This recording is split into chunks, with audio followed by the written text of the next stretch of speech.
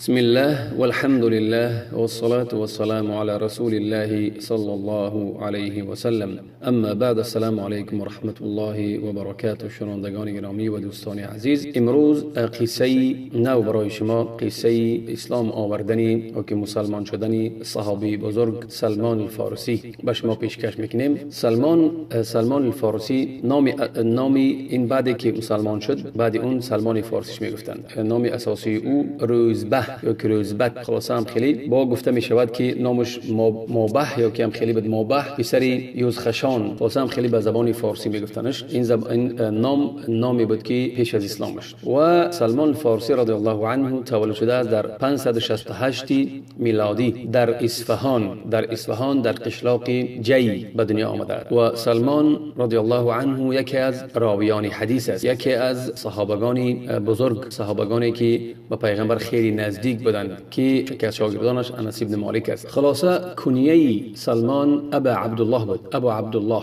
ولی خیلی که ذکر میکند امام حافظ ابن حجر در کتابش اصابه فی تمیز الصحابه که سلمان فارسی رضی الله عنه زن گرفته بود و زنش از قبیله کنده بود، کنده. و مورخان ذکر نمی‌کنند که پسر داشت، ولی ذکر می‌کنند که وی 3 دختر داشت. و جایز است که انسان پسرم نداشته باشد به نام عبدالله که کنیه برای خود گذارد. خلاصه سلمان الفارسی در خلافت عثمان رضی الله عنه در مدائن سالی میگویند که 32 یا که 33 یا که 35 یا 36 یا 37 هجری از دنیا چشم پوشید. الله رحمت و مغفرتش کند. خلاصه قصه ای که چگونه اسلام آورده است خودش برای ما سلمان الفارسی حکایت میکند.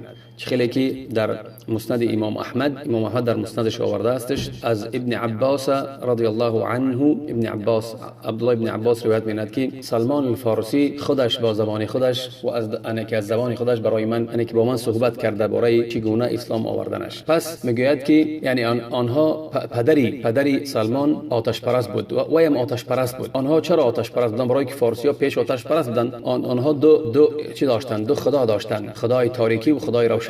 و آنها خدای روشنی، آنها یعنی که بیشتری که روشنی میکرد و آتش است، آتش روشنی میکند. برای همین آنها آتش را میپرستیدند. همچون نور گفته، همچون روشنی گفته که روشنی میکند، همچون آتش را برای همین میپرستیدند. و پدری سلمان هم آتش پرست بود و آتش پرست بود. در خانه‌اش همون آتش همه وقت شعله‌ور بود و افزون بود و افروخته بود. خاموش نمی‌کردند آتش را برای آتش همه وقت چی باشد، یعنی که روشنی دهد و شعله‌ور باشد. پس سلمان الفارسی میگوید که من مردی فارسی بودم، از فارس، از اهل اصفهان، از قشلاق جی. و پدری من گفت دهقان بود. دهقان ایگه که زمینی داشت، یعنی که سردار یک زمین بود، یک زمینی که در او کشت می‌کرد، یا که یک بوستان باغی کلانی داشت. و من یعنی که محبوب ترین از مخلوقان الله برای پدرم بودم، یعنی که پسری که پدرم مرا بسیار دوست می داشت. حتی دوستداری پدرم برای منم خیلی بسیاری بود که مرا از خانه برآمدن نمی‌ماند، مرا حبس می‌کرد در خانه. پس من همون آتشی که در یعنی که همون سرداری همون چی بود، همون یک کلانتری همون چی آتش پرستا بود پدرش. و در خانه آنها چی بود، همه وقت آتش بود، افروزان بود. آتش برای که خاموش نشود همه وقت چی آتش افروزان بود. و چخیلی که دختر را در خانه نگاه می داشتن، پدرم مرا هم خیلی نگاه می داشت، به بیرون نمی‌ماند. همون آتش را من می افروختم، آتش را همه وقت. و خادمی و حق همین قدر در همون مجوسی، در همون آتش پرستی چی بودم، اجتهاد و تلاش کردم که من همون خادم، همون چی شدم، همون خادمی که همون آتش را همه وقت چی افزون میکند، می افروزد و ترکش نمیکند که همون آتش خاموش شود، حتی یک ساعت هم خاموش شود. همه وقت آتش را چی افروزان میکردم. و گفت که با پدرم چی داشت، پدرم یک باغ یا که بوستان یا که جای زمینی که یعنی کشتزاری بود برای او، زمینی بزرگ که به آن یعنی که مشغول بود، آن را کشتزاری میکرد. پس روزی پدرم یعنی مشغول بود در کارهای خانه، در کارهای خانه و چیز در همون خانه می ساخت، بنا میکرد. پس گفت به من که ای پسرم، مشغول هستم به ساختمان خانه و پیش همون زمین یا که همون جایی که کشتزار است یا که باغ یا که بوستانی هست من رفتن نمیتوانم. پس تو او را برو و خبر گیر و امر کرد مرا که بعضی کارها را در آنجا انجام دهم. پس من وقتی که برآمدم به سوی به سوی همون باغ یا که بوستان، پس پیش یک کلیسای کلیسا این چی است؟ کلیسا این همون جای عبادتگاهی نصارا هست، جای عبادتگاهی نصارا. پس گفت من به پیش یک کلیسای گذشتم از کلیساهای نصارا. پس شنیدم در درون آواز و صدای آنها را که آنها نماز می‌گذاشتند و نمی‌دانستم که آنها این چه مردم هستند، چگونه مردم هستند و این کارها را انجام می‌دهند. برای چی؟ برای که پدر مرا هم وقت در خانه حبس می‌کرد و از دنیای بیرون بی‌خبر بودم. پس با خودم گفتم که سوگند به الله که همین دین همینها بهتر از دین ما هست. چرا؟ برای که دین ما چی آتش پرستی و آتش افروزان کنه، گرمی و در پیش و برای سجده کنه، عبادت کنه یک چیز گرمی را. پس این گفت انا این برای فطره انسان این مطابق است که آنها میکنند. پس من با آنها همراه آنها مشغول شدم با آنها حتی که آفتاب نشست. در آنجا ایستادم حتی که آفتاب نشست و پیش همون باغی پدرم که گفته بود مرا به باغ رو نرفتم. پس پرسیدم که همین اصل دین شما در کجاست؟ پس آنها گفتند که اصل دین ما در شام است، در شام. پس و پیش پدرم برگشتم که پدرم در سراغ من همون خادما یا که نفرانی را فرستاد که در طلب من جستجوی من باشند که مرا بچی رفتن در همون باغ مرا نیافتند و از کاری خودم چی و خواطر شد که پسری من کجا شد، آیا وی کشتن راه را گم کرد و از عملی خود چی از عملی که در خانه انجام میداد از اون هم چی اون هم انجام نداد. وقتی که من پیش او آمدم پدرم به من گفت ای پسرم تو کجا بودی؟ به تو نگفتم که تو بچی عهد و پیمان به تو دادم که به همون باغ رو و در همون باغ بعضی عملها را انجام ده. پس من گفتم ای پدرم من به پیش یک مردمانی گذاشتم که آنها در کلیسای خود نماز میگذاشتند. پس همون عملی که آنها یعنی که انجام میدادند از عبادت هایی که آنها میکردند در دینشان به من پسند آمد. پس با همراهی آنها در آنجا بودم، ایستادم با همراهی آنها تا نشستن آفتاب. پدرم گفت که ای پسرم دین آنها خیر نیست، دین ما خیر است. دینی تو و دینی بابا کلان ما از دین آنها بهتر است. پس سلمان گفتم هرگز به الله سوگند که دین آنها بهتر است از دین ما. وقتی که این سخن گفتم پدرم در خواطر شد. پس در خانه مرا قید کرد، با زنجیر بند کرد در یک پایم، زنجیر را بست که تا من به یگانجا رفته نتوانم و مرا در خانه باز حبس کرد. پس من نفر را فرستادم به همون نصارا. اون نصارا که آنها عبادت میکردند آنها در دین اصلی عیسی علیه السلام بودند، یعنی آنها شرک نمی آوردند. آنها دین ابراهیمی، دین عیسی علیه السلام را که توحید بود به همون راه و روش آنها الله را پرستش میکردند، نه دینی که عیسی را پسر میگفتن و عیسی را خدا میگفتن، نه، بله در دینی همون اصلی توحیدی که عیسی علیه السلام بود در همون دین بودن. حالا دینشون آلوده و چی نشده بود به شرک. پس به آنها گفتم، یک کس فرستادم به آنها گفتم که اگر که یگان کاروان از شام، کاروان از تاجران سوداگران از نصارا اگر آمدن، پس مرا از شام که آمدن مرا آگاهی دهید. پس از شام به اهل فارس، همین به اصفهان یک کاروان آمد از شام، تاجران نصارا. پس مرا آنها خبر دادن، آگاهی دادن. گفتم به آنها که اگر آنها همه احتیاج و کارهای خود را وقتی که انجام دادن و خواستند که باز به طرف شام برگردند، پس مرا آگاهی دهید. پس وقتی که آنها خواستند باز به سوی کار خود را انجام دادن و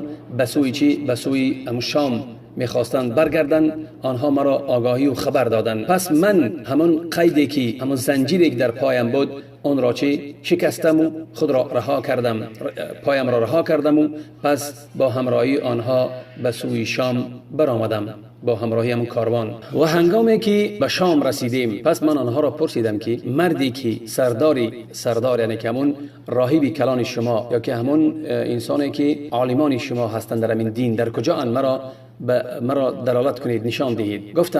گفتند که یعنی که اسقف در کلیسا است، یعنی که همون راهب که همون عالمی که سردار همون کلیسا گفت مرا به اونجا، گفتن که همونجا برو. پس وقتی که من آمدم گفتم به او من همین یعنی ترک کردم، با او صحبت کردم که من آتش پرست بودم و دین خود را ترک کردم، دیار خود را ترک کردم، به پیش تو آمدم، میخواهم که از همین دین استفاده برم و در همین دین درایم استفاده برم و عبادت کنم الله را. پس گفت همین دین شما را من دوست داشتم. ما میخواهم که همراهی شما باشم و شما را در همین کلیسا خدمت کنم و هم دین شما را آموزم و عبادت کنم، نمازگزاری عبادت کنم. پس من راهب گفت که پس بدرا. پس من در آمدم با همراهی او.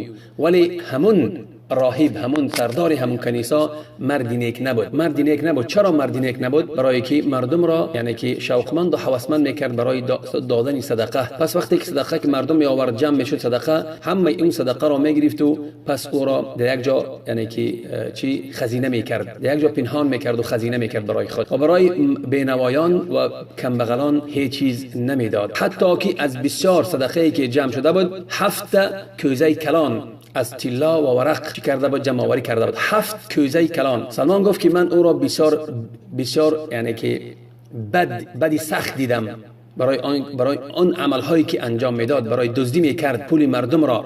خیلی که بعضی از ملاها پول جمع میکنن از مردم و پنهان میکنن برای خود میگیرن.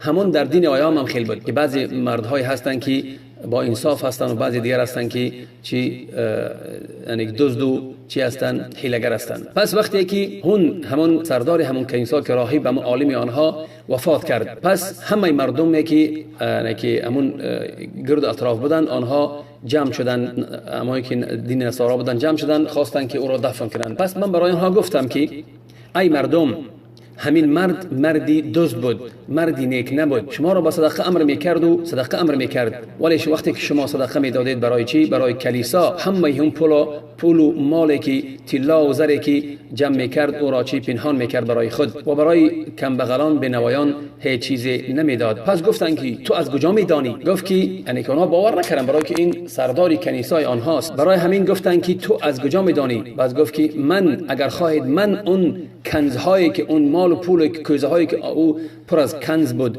پر از زر و طلا بود، من برای شما نشان دهم او در کجا پنهان کرده است. پس مردم گفتند که اون همون رو برای ما راهنمایی کن، نشان ده. پس وقتی که من جای همون پنهان کرده ای و نشان دادم، آنها همه اون کوزه ها را برآوردن که کوزه های پر از طلا بودند، کوزه های پر از طلا و چیزای قیمت بها. خلاصه وقتی که همه این چیزها را دیدن گفتند به الله قسم که ما این انسان را دفن نمیکنیم، یعنی گور نمیکنیم، دفنش نمیکنیم. پس او را در یک چارچوبه میخ زدند و پس او را مرده او را با سنگسار کردند. پس یک مرد دیگری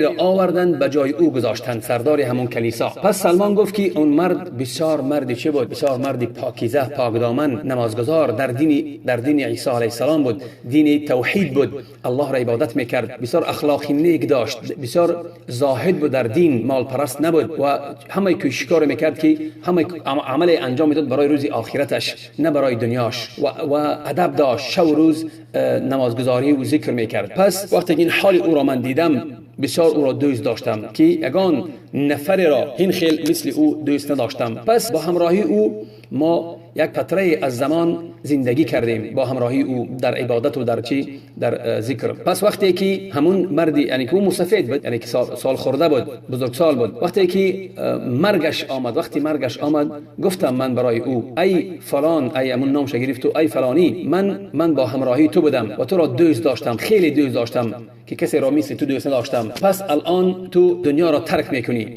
من با همراهی تو بودم و از این راه دور آمدم، مرا به یک کس وصیت کن و امر کن که من پیش یک کسی روم که باز من به عبادت و به ترک دنیا مشغول شوم، به عبادت مشغول شوم. گفت ای پسرم، قسم به الله که من نمیدانم کسی را که مثل ما و شما عبادت میکند، ولی مثل ما و تو، یعنی که همه یعنی که آنها دین تغییر داد، دین عیسی علیه السلام تغییر داده بودند و این مرد در دین عیسی علیه السلام در توحید بود. گفت که مردمانی که در دین عیسی علیه السلام بودند آنها هلاک شدند. پس بعد آنها مردم تغییر و تبدیل دادن و ترک کردند. بیشتری مردم چرا همون دین عیسی علیه السلام مگر یک مردی که در موصل است، در موصل این یک ولایتی است در عراق، خاصه همون مرد است. گفت همون فلانی، گفت در همون دینی مثل ما و توست که عبادت میکند الله. پس اگر که بتانی به همون مرد خود را بپیوست. که هنگامی که این همین راهب، این دویم کسی که بود در همون کنیسا وفات کرد، پس من رفتم به موصل پیش همون همون مردی که مرا وصیت کرده بود رفتم و با او گفتم که من از پیش فلانی فلانی آمدم. پس او گفت که من او را میشناسم. پس گفت که من خواستم یعنی که پیش از مرگ مرا وصیت کرده بود که پیش تو بیایم. خلاصه خبر داد همه همون سخنی که اون با او گفته بود. پس با او رساند. او گفت که هیچ باکی ندارد، میتونی با همراهی من زندگی کنی. وقتی که زندگی کردم دیدم که این مردم بسیار مرد نیک است، زاهد است، عابد است، الله پرستش میکند. و این هم چی مردی که یعنی کلان سال که بود، سال خورده که بود، چی وقتی مرگش آمد. وقتی مرگش که آمد من به او گفتم که ای فلانی، ای همون نامش گرفتم و فلانی گفتم. خلاصه باز همون سخنای گفت که مرا وصیت کردم فلان بسمدان و به پیش تو آمدم. پس وقتی که تو یعنی که وفات میکنی مرا چه امر میکنی که پیش کی روم وصیت کن، پیش نفر روم که مثل تو عبادت میکنه در دین حق است. گفت ای پسرم من هیچ کسی را یعنی که هیچ کسی نمیدانم که مثل ما و تو عبادت کند مگر یک کسی که در چی است، در نصیبین این یک جایی است که در حاضره در ترکیه است، یکی از ولایت های یکی از همون جاهای شهر ترکیه و او فلانی هست، اگر بتانی خود را به پیش او برسان.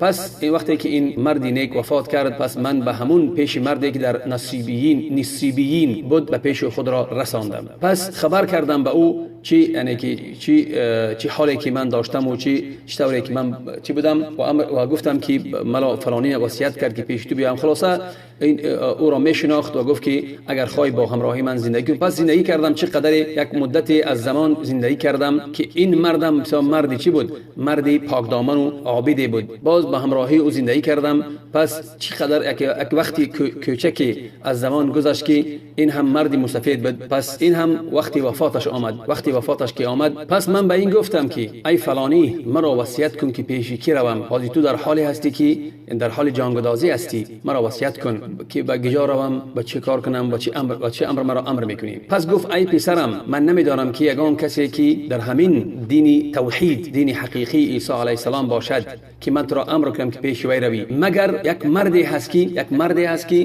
در چی است، در عموریه هم این یک جای در ترکیه است، نزدیک همون نه که نزدیکی همین شهر در ترکیه است که اون مرد هم مثل ما و تو الله را عبادت میکنه و در دین عیسی علیه السلام است. اگر خواستی پیش همون برو، اون در همون چی در همین دین ما هست. خلاصه وقتی که این مرد نیک وفات کرد پس من به پیش همون چی رفتم، به پیش همون مردی که در عموریه هست در ترکیه و او را آگاهی دادم و خبر دادم به حال خود و او گفت که با همراهی من زندگی کن. با او هم زندگی کردم. او هم مردی بسیار نیک بود، پاکیزه دامن بود، عابد بود و در آنجا چی هم کار میکردم و هم عبادت میکردم الله را، تا آنی که یعنی که کار کردم چند یعنی که فایده کردم، چند گاو خریدم و چند گوسفندی داشتم از جهتی کار میکردم. پس این مردی که با همراهی این بودم این هم کلان سال بود. وقتی که حالی وفاتش که آمد گفتم ای فلانی من با فلانی بودم، مرا وصیت کرد به پیش شما، پس شما مرا به کی وصیت میکنید، پیش کی روم وقتی که تو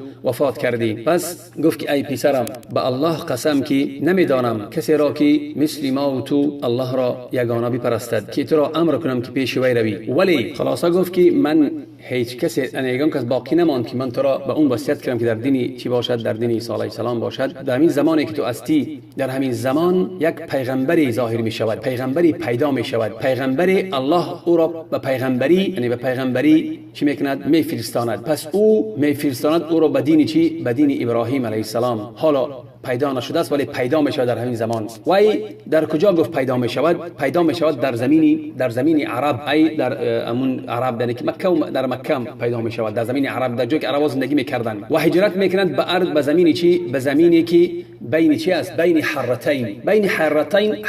حر معنای چی دارد؟ معنای که زمینی که سنگ سیاه دارد، سنگای سیاه، یعنی که از دو طرف سنگ سیاه دارد. سنگ سیاه نه که مثل همون سنگای سیاه کلان هستند که سنگای سیاه، سنگ سیاه از دو طرف سنگ سیاه هست و در بین آنها بسیار درختان خرما هست. در همونجا پیدا می شود و نشانه های دارد که عیان هستند، نشانه های ظاهر و هویدا هستند، یعنی که نشانه های چی آشکار هستند. یک از نشانه های او که چی هم پیغمبری که آخر زمان میبراید او هدیه را قبول میکند و میخورد، از هدیه میخورد، ولی صدقه را چی؟ از صدقه نمیخورد. در بین دو کتفش گفت چی؟ خاتم مهر چی است؟ مهر پیغمبری است. اگر بتوانی خود را به آنجا برسان، به چی؟ به همون شهری چی؟ شهری که در اونجا عربا زندگی میکنند، پس به خود را به اونجا برسان. پس وقتی که این مرد نیک وفات کرد و خیلی گفت به همون یک مدتی در همون عموریه گفت زندگی کردم چقدر که الله خواست. پس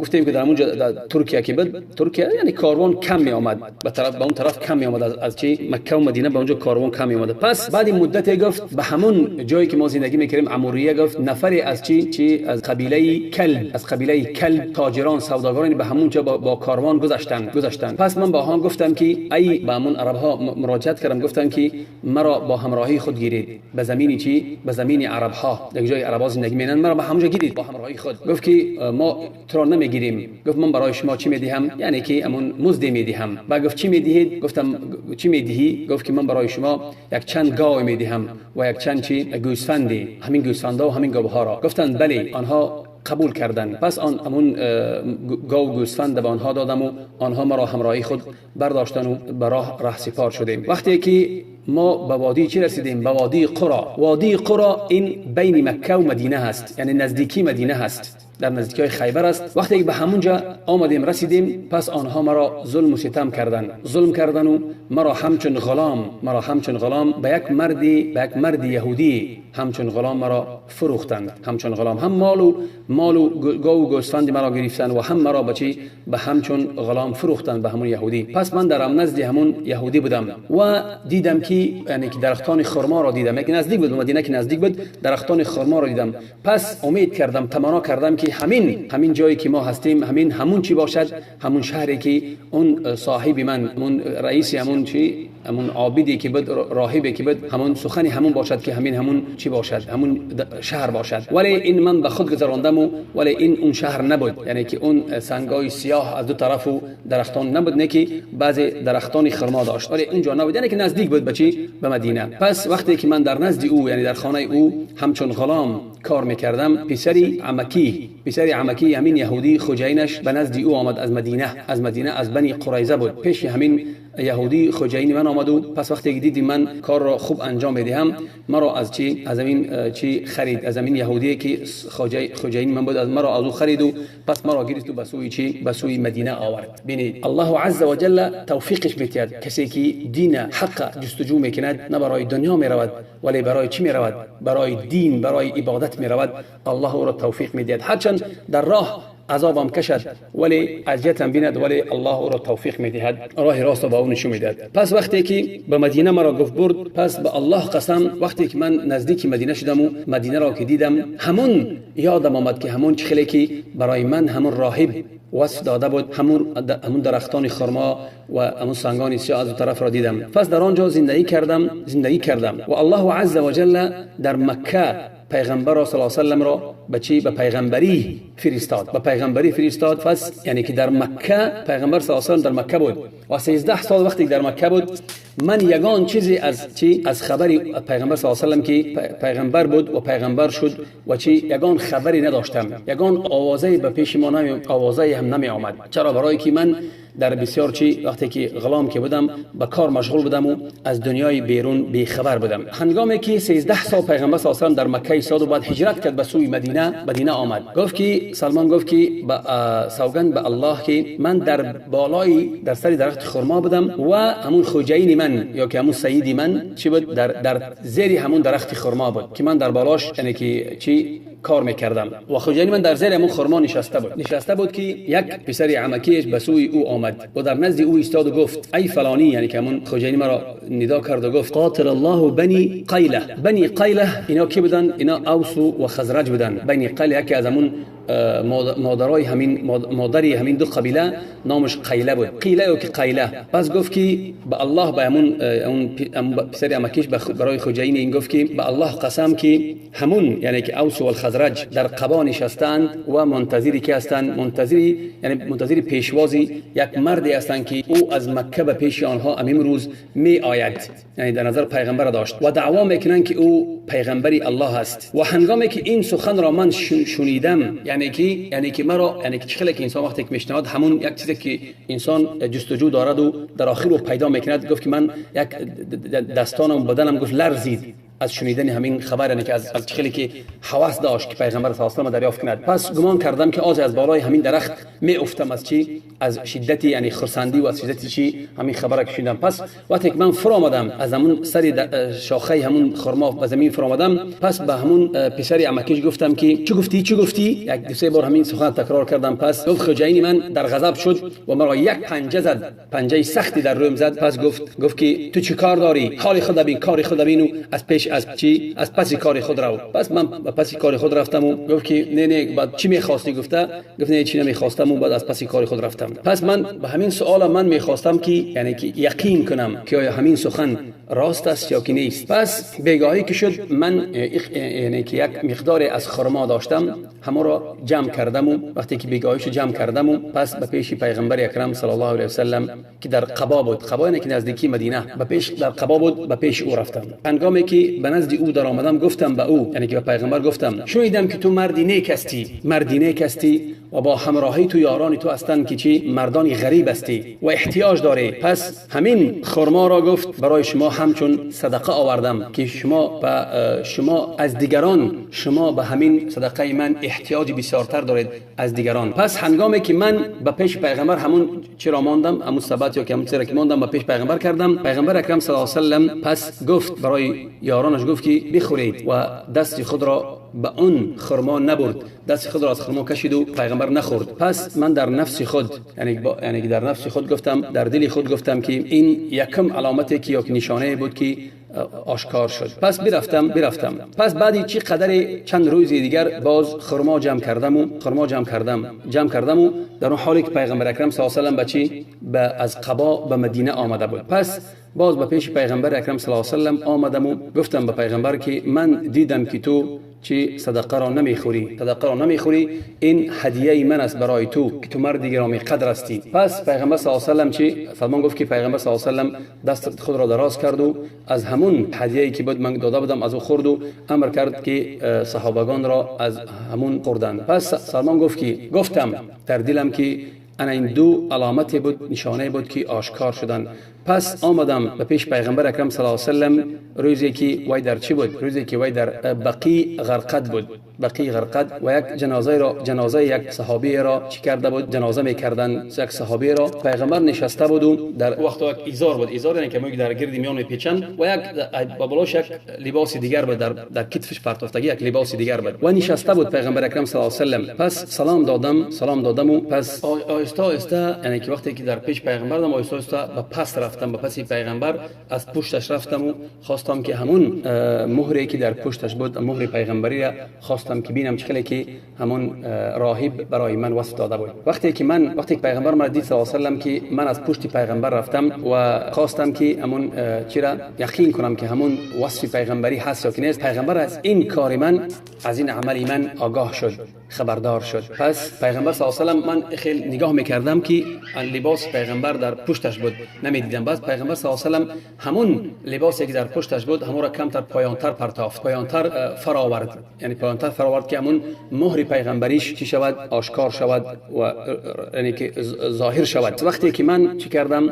من به همون مهر پیغمبری نگاه کردم، مهر پیغمبری را دیدم. پس شناختم که پیغمبر اکرم است محمد صلی الله علیه و سلم. از پشتش پیغمبر صلی الله علیه و سلم به آغوش گرفتم و بعد پیغمبر را به آغوش گرفتم و بعد گریه کردم و به آغوش گرفتم پیغمبر را و بعد پیغمبر را بوسه کردم و بسیار چی آب دیده و بسیار گریان شدم برای که اون چیزی که من برای او چندین سالها او را میکافتم او را پیدا کردم. بسیار از خوشبختی خود، از چی خود بسیار گریه میکردم. پس پیغمبر اکرم صلی الله علیه و سلم گفت، پیغمبر چی گفت صلی الله علیه و سلم که یعنی که وقتی که من گریه کردم و گریه را بس کردم، بس خاموش شدم. پس پیغمبر صلی الله علیه و سلم گفت که از پیشم بیا و بعد به پیغمبر بعد خیلی پرسیدم پیغمبر که چرا این کار کرده. پس سلمان الفارسی خیلی که با ابن عباس همین حکایه را نقل میکرد، همین حکایه را گفت که با پیغمبر از اولی که بدم تا حاضر که خیلی من در دین آتش پرستی بودم و بعد در دین نصارا شدم و بعد به اینجا مرا فلانی بسپدانی مرا چی کرد، مرا یعنی که پیش تو دلالت کرد که من پیش تو بیایم. خلاصه همه را صحبت کرد و پیغمبر صلی الله علیه و سلم یعنی که خیلی پسند آمد به پیغمبر صلی الله علیه و سلم و پیغمبر صلی الله علیه و سلم ماند که همه صحابگان گوش کنند و پند گیرند که فهمند که یعنی که دین اسلام حق است و در دیگر کتاب ها هم درباره پیغمبر و درباره دین چی است خبری هست از پیغمبر اکرم صلی الله علیه و سلم. سلمان باز به همون کار غلامیش غلامی را دوام داد تا آنی که یعنی که نتوانست که بچی با همراهی پیغمبر صلی الله علیه و سلم در غزوه بدر و در غزوه احد اشتراک کند، چرا؟ برای که غلام بود. پس پیغمبر اکرم صلی الله علیه و سلم گفت به من کاتب یا سلمان. کاتب معنی چه دارد؟ معنی که خود را از چی؟ از همون خوجینت خود را بخر. ای بپرس که نرخی یعنی که مرا اگر فروختی مرا چند میفروشی؟ وقتی فروختن یعنی که معنیش که من پول خود را خودم میتیم و خود را رها میکنم. خی گفت که کاتب سلمان گفت که فکتبت چی؟ پس آمدم پیش همون خوجینم و چی گفتم که مرا چقدر رها میکنی که من خود را بخرم رها کنم. گفت که 300 نحال خرما که آنها را تو میشنانی، 300 نحال خرما آنها را میشنانی 40 استرلا 40 اوقیه این 12 درهم است، یا که بگیم که مثلا یک اوقیه 30 گرم می شود، 30 گرم مثلا، یا که خیلی با اختلافی اکوچیای. خلاصه گفت که 40 تا اوقیه، یک اوقیه گفتیم 12 درهم می شود که در 40 اوقیه گفت قریب 40 غلام آزاد میکنی. خلاصه گفت 40 اوقیه به من میدهی و درختی خرما برای من میشنانی. 300 نحال خرما، حال نحالای که همون یعنی که نحالای میده هستند، خرده هستند که گردی همون خرمای کلان میبرایند، از همونها گفت برای من 300 دانه نحال میشنانی، شرط همین که 300 دانه یگان تشبه چی خوش نشود در زمین برای من میشنانی. خلاصه وقتی که پیش پیغمبر اومد صلی الله علیه و گفت که پیغمبر گفت که انا این خوجینی من که یهودی میگوید که همین مقدار برای من میدی خود را آزاد میدی. پس پیغمبر در اینجا صلی الله علیه و او را تنها نگذاشت، او را کمک کرد و گفت که برای صحابگان گفت که کمک کنید برادرتان را، کمک کنید. پس او را چی صحابگان خیستن و هر یک از صحابگان چی او را بر همون نحال آوردن. نحال گفتیم نحالای میده هستن از خرما، صحابگان جمع میکردن می آوردن. بعضی از صحابگان چی نحالای خرما مثلا بعضیش 30 تا می آوردن، بعضی 20 تا می آورد، بعضیش 15 و بعضیش خلاصه 10 تا و بعضی چی قدرت میتونست می آوردن. خلاصه جمع کردن همه را که 300 دانه نحال خرما شد. پس پیغمبر اکرم صلی الله علیه و سلم به من گفت که برو و چی و همون جایی که یعنی که همون جایی که شناندن است همون جا را بکنید، 300 جای چی نحال را یعنی که بکنید، جاش بکنید برای شناندن نحال. خلاصه با همراهی صحابگان رفتند و گفت که اگر که وقتی که فارغ شدید تمام کردید پس پیش من بیا. من پیغمبر چوب که پیش من بیا و من آنها را با دست خود میشنانم. خلاصه رفتن و با همراهی یاران یعنی صحابگان پیغمبر صلی الله علیه و آله با همراهی صحابگان رفتند و همون جای 300 نحال کندن و وقتی که تمام کردن پیش پیغمبر اومدن، پیغمبر خبر کردن صلی الله علیه و آله و پیغمبر اکرم صلی الله علیه و آله با همراهی آنها برآمد و به همون زمین رفت و با همین زمین رفت. پس هر یک نحال پیغمبر اکرم صلی الله علیه و آله به صحابگان برای او میدادن و اون نحال در همون جایی که کنده بود میشیناند و صحابگان چی از با گردی همون چی خاک را پر میکردن. خلاصه همین 300 نحال پیغمبر اکرم صلی الله علیه و آله با دست خود چی همون نحالای خرما را شیناند. پس سلمان میگوید که با قسم به ذاتی که جان من در دست اوست، هر یک نحالی که پیغمبر صلی الله علیه و سلم شیناند یگان تا او خشک نشد. بعدی او برای شرط این بود که یگان تاش خشک نشود، شرط همون یهودی همین بود. پس به اون یهودی را آوردم و یهودی را نشان دادم و همون جایی که خرما بود همه را به اون نشان دادم، یعنی که همون خرما تمام شد. پس به من چی ماند؟ همون طلا 40 اوقیه از طلا ماند. پس پیغمبر اکرم صلی الله علیه و سلم یعنی نخل ادا کردم، همون مال ماند. همون مال پیغمبر اکرم صلی الله علیه و سلم روز پیش او از بعضی غزوه‌های بعضی همون جهاد غنیمت‌های آمده بودند که مثل یک تخمی مرغ یک طلا آورده بودند، مثل تخم مرغ. پس پیغمبر اکرم صلی الله علیه و سلم گفت که همون مرد فارسی چیکار کرد، یعنی به سلمان گفت که همون مرد فارسی که چی قرضدار بود و نوشته بود که خود را آزاد بیند، در چیکار کرده که در کجاست. پس صحابگان که سلمان فارسی را به پیش پیغمبر خواندند و پیغمبر صلی الله علیه و آله گفت که بگی این طلا را و چی و همون قرض خود را که در گردن تو قرض است امر ادا کن. بعد سلمان گفت که آیا این قرض گفت که نه، الله عز و جل یعنی که قرض تو را ادا میکند، الله قرض تو را ادا میکند. میگه من گرفتم و همون طلا را گرفتم، پس او را برکشیدم. خلاصه وقتی که برکشیدم من گمان میکردم که همین طلا به همون 40 اوقیه می شود، ولی وقتی که 1 اوقیه و 2 اوقیه و 3 اوقیه ماندن گرفتن، خلاصه همون در ترازو که ماندن همون طلایی که پیغمبر آورده بود 40 اوقیه شد. پس همون 40 اوقیه را به همون یهودی را ادا کردم و خود را رها کردم از غلامی. پس با همراهی پیغمبر اکرم صلی الله علیه و سلم که بعد اون غزوه خندق بود، همون غزوه خندق را در غزوه خندق اشتراک کردم. پس بعد اون چه غزوه‌ای که بود در همه آنها غیر بدر و چی احد در دیگر همه غزوه ها اشتراک کردم. پس باز در غزوه خندق که بود که همه مشرکان و یهودان ضد پیغمبر صلی الله علیه و سلم خیستند برای چی؟ برای جنگ با ضد پیغمبر. پس همون فکر همون خندق یعنی که همون جبارهای کلان گردی خندق کندن. جبار خندق معنای چرا دارد؟